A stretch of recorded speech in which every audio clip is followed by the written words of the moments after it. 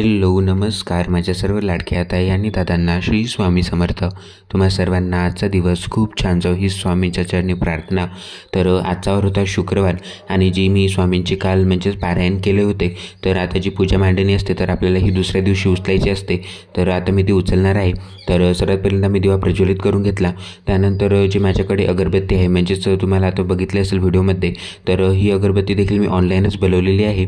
म्हणजेच ज्या काही अगरबत्त्या मी माझ्या पूजेमध्ये यूज करतो तर त्या सर्व अगरबत्त्या ज्या आहेत तर ते मी ऑनलाईनच बनवतो आणि त्यांचा जी क्वालिटी आहे तर ती देखील एक नंबर आहे आणि त्यांचा म्हणजेच आपल्याला हार्मफुल इफेक्ट काही होत नाही आणि त्यांचा वास देखील एकदम शांत आणि सायलेंट चालतात। त्या म्हणजेच आपली काही अगरबत्त्यामुळे आपले डोकेदुखी देखील होते, पण ह्या ज्या अगरबत्त्या आहेत तर यांचा वास देखील खूप एकदम छान आहे आणि आपल्या घरामध्ये पूर्ण दरवळतो।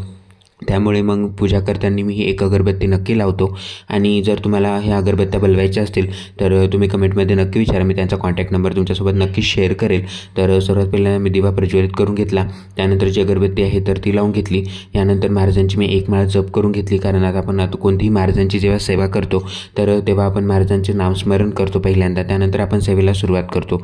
त्यानंतर म्हणजेच जे महाराजांचे माझ्याकडे पुस्तक आहे म्हणजेच ज्याच्यामधून आपण आरत्या वगैरे म्हणतो, तर मी महाराजांची एक आरती मी म्हणून घेतली आणि त्यानंतर म्हणजेच आपण जेव्हा पूजा उचलतो तर तेव्हा आपल्याला आपल्या हातामध्ये थोड्याशा अक्षता घ्यायच्या असतात आणि आपल्याला म्हणजे क्षमा मागायची असते।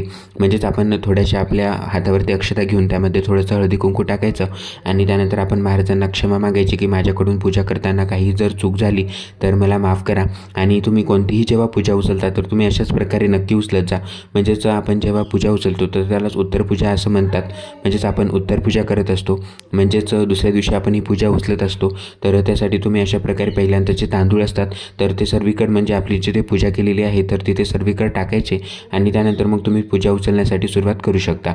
तर आपण जशा प्रकारे पूजा मांडणी करतो तर सेम तशाच प्रकारे तुम्ही पूजा उचलत जा आणि जे देखील सामान तुम्ही पूजेमध्ये यूज करता म्हणजे जे फुलं आपण रांगोळी पूजेमध्ये यूज करतो तर ते आपण निर्माल्यामध्ये टाकायचे आहे, इकडे तिकडे कुठेही ठेवायची नाही। सर्वात पहिल्यांदा जे देवांचे फोटो होता म्हणजेच मी स्वामींचा माझ्याकडे फोटो आहे तर त्याला मी हळदी कुंकू लावून घेतलं, त्यानंतर गणपती बाप्पांना देखील हळदी कुंकू लावून घेतलं आणि त्यानंतर जी कलशाची स्थापना मी केली होती पूजेमध्ये तर त्याला देखील हळदी कुंकू लावून घेतलं। सर्वात पहिल्यांदा जे महाराजांचा फोटो होता तर तो मी उचलून घेतला आणि जे आपण वस्त्र महाराजांच्या फोटोला म्हणजेच आपण घालत असतो तर ते वस्त्र देखील आपण म्हणजेच आपल्या निर्माल्यामध्ये टाकून द्यायचे आहेत। त्याचबरोबर जी गणपती बाप्पांची मूर्ती मी पूजेमध्ये ठेवली होती तर ती देखील मी उचलून घेतली आणि जे काही म्हणजे आपण तांदूळ पूजेमध्ये यूज करतो तर ते तुम्ही तुमच्या निर्माल्यामध्ये टाकू शकता किंवा म्हणजेच तुमच्या घरी जर पक्षी वगैरे येत असतील तर त्यांना देखील तुम्ही म्हणजे तुमच्या छतवर जर ठेवून दिलं तर ते पक्षी ते तांदूळ जे आहेत तर ते ग्रहण करतात, तर ते देखील म्हणजे तुमच्या हातून एक अजून पुण्याचं काम होऊन जाईल।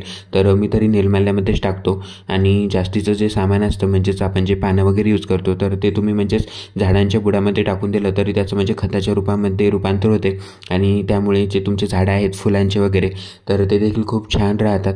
तर जे काही म्हणजे पूजेची मांडणी मी केली होती तर हळूहळू सर्व मी ती उचलून घेतली आणि जे काही आता पूजेमध्ये मी भांडे यूज केले होते तर जेव्हा मी सुरुवातीला म्हणजेच पूजा मांडतो तर तेव्हा देखील मी जी देवांची भांडी आहेत तर ती सर्व धुवूनच घेतो। म्हणजेच जे माझ्याकडे पावडर आहे तर ते देखील मी तुमच्यासोबत शेअर केलं।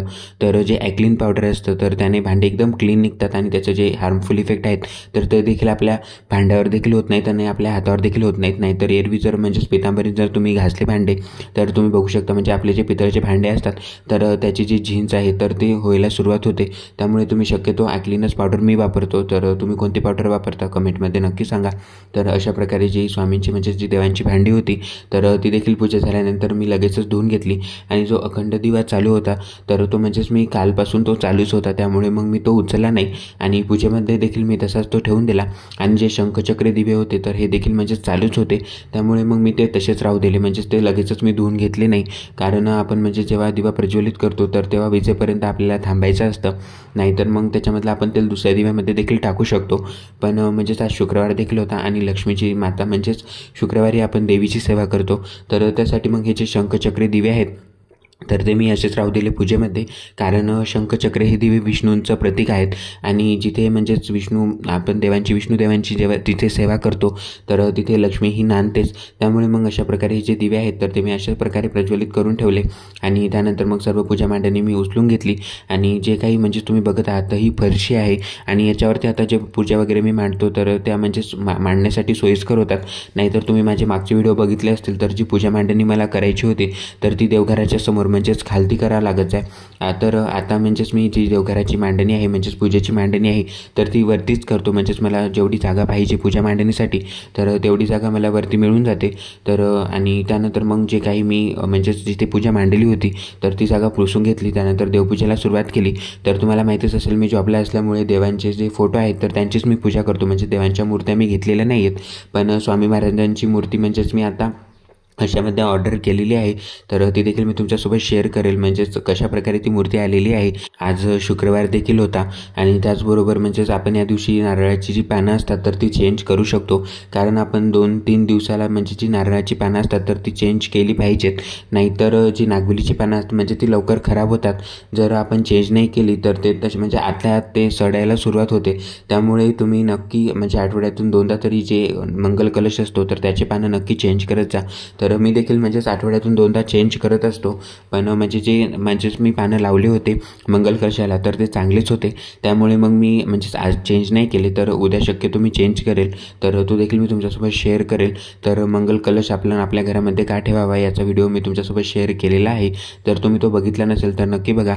त्यानंतर जी काही मी फुलं आणली होती तर आता पावसाळा चालू झाला आहे त्यामुळे जी फुलं आहेत तर ती बरीचशी मला मिळून जातात, जी लाल फुलं आहेत आणि जी तुम्ही घंटीची फुलं बघत आहात तर ही देखील बरीचशी जी फुलं आहेत तर ती मला मिळून जातात।